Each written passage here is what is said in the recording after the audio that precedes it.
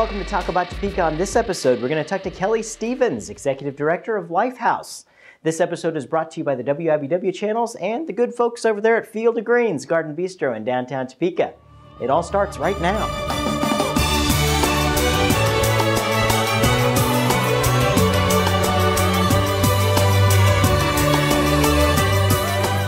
All right, so I'm here with Kelly Stevens. She's the Executive Director of Lifehouse. Kelly, thank you for joining us. Thank you for having me. Absolutely. Okay, so I have to admit, and before I've met you, I really didn't know what Lifehouse was.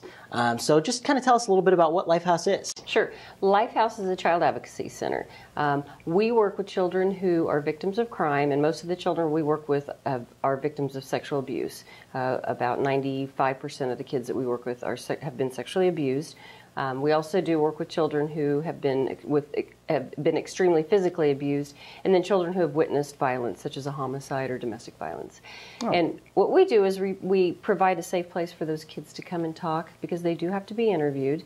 Mm-hmm. And it used to be not we just as in Topeka, but as a society, we used to send them to different places to talk about what had happened before it ever would get to court. Sure. And so what we've created is that one place. And we bring the child to our advocacy center, and it's safe. And we have a forensically trained interviewer who can interview these kids and do it in a legally defensible way. Wow. So that it will also hold up in court. And it's good. also our law enforcement. We work with law enforcement and SRS and the district attorney's office on the investigation. Mm-hmm. And it's recorded. And then law enforcement and SRS are there to watch, and they can ask questions. Cool. As well. Very good, very good. Well, it's a shame that you guys have to exist, but I'm glad you do. Yes, I agree. So, how did Lifehouse, the organization, come to fruition in Topeka here? Well, we've been around for 10 years. It's our 11th year, and it was started by some ladies who worked with CASA here in Topeka. And a lot of people do get us confused with CASA, the organization, but we actually work with children who the cases are criminal. So that's how we are different from CASA. But the ladies, think CASA for tacos myself. But yes, okay, and we're different from them as well. And no tacos. Oh, sorry for interrupting you. So they worked, kind of did a lot of this on a volunteer basis, and they were able to write a grant to the National Children's Alliance, who accredits us out of Washington, D.C., and they were approved, and that was in 2002, and then I was hired as the first staff. So that's how we started. We've been, like I said, around 11 years, and we're now in downtown Topeka. We moved down here 2 years ago. Great. Very good. Very good. You liking it in downtown? We do. We love it. We're right across from the law enforcement center, so our detectives are handy. They're right across the street. It makes a lot of sense. SRS is around the corner, and then the district attorney's office is down the street. We also have a mental health component, and Stormont Vale, who work with us as a team as well. Wow, wow. So how does the collaboration happen between, the SRS and then the city police and then your organization? I mean, how does that, are you guys more like the facilitator of something like that when it comes to the child? Or? Yeah, we actually kind of describe the advocacy center as the glue that holds it all together. Okay. When a child discloses that he or she has been sexually abused, it can kind of happen one of three ways. The norm is that SRS is called. Mm-hmm. Some folks do call law enforcement directly, or they'll go to law enforcement. Whichever one is one is first, will get the other one involved between SRS and law enforcement, because they do have to do a joint investigation. Sure. And then they'll set up what we call the Safe Talk interview, and that's what's done at our facility. So then they'll bring the child, or they'll meet with the child and the family at our facility and meet with our advocate and our forensic interviewer. So then we can start there as a team. And we also meet with these folks once a month at the police department for a monthly case review meeting.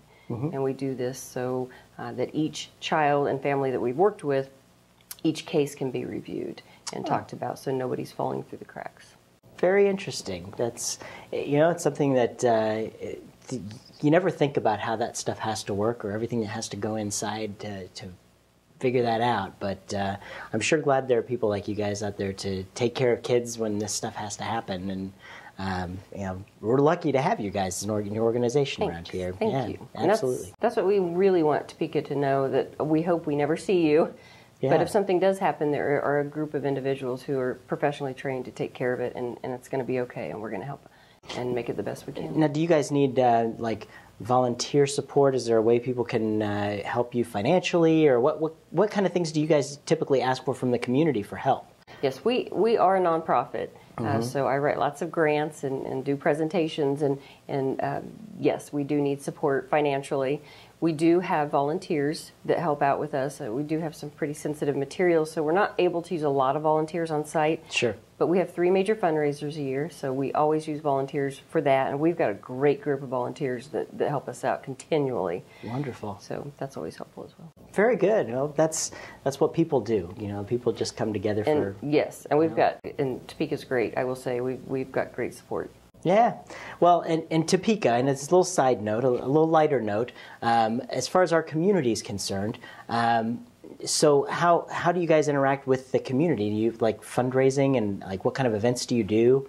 Yeah, we have 3 major fundraisers. We have a golf tournament in May usually, and then in the fall we have it's called an evening in the park, and it's just an evening of fine wine and hors d'oeuvres and a jazz band, and Carlos O'Kelly's and Hy-Vee have been excellent to us, and they donate food each year.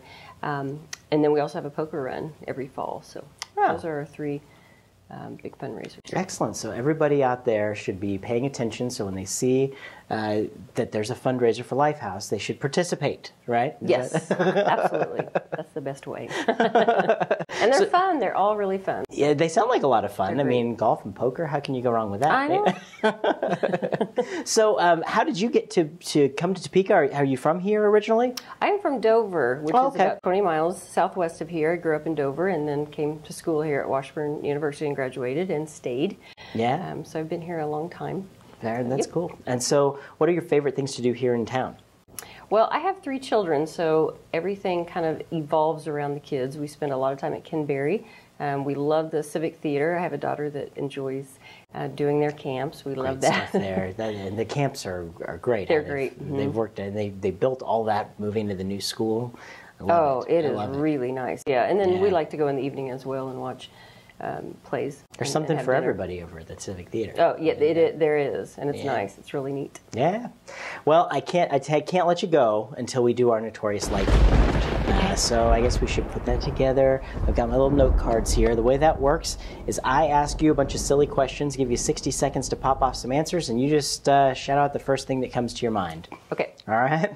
Let's put 60 seconds on the clock and go. What's your favorite tourist attraction in Topeka?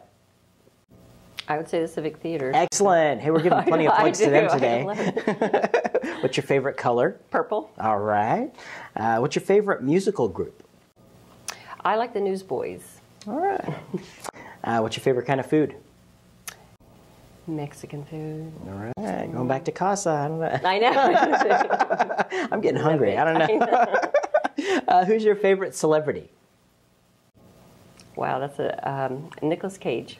Ooh, yeah, we like Nick around here.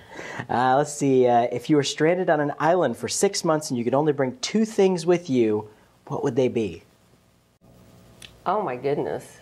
Food. Can I bring food? Okay, you can bring food. My phone.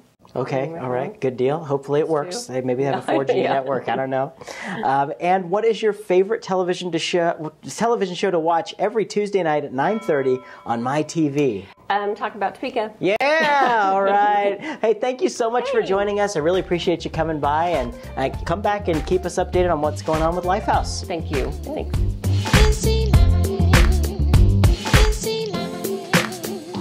Thanks for tuning into this episode of TalkAboutTopeka.com. I'm Chris Schultz. If you liked what you saw today, please help our guests spread their message by sharing our videos with your friends. You can also find us on Facebook, Twitter, and be sure to subscribe to our YouTube channel. This episode of Talk About Topeka was brought to you by the WIBW channels and Field of Greens, a garden bistro in downtown Topeka. Topeka's #1 salad bar, according to me. Thanks for joining us. Remember, keep talking about Topeka.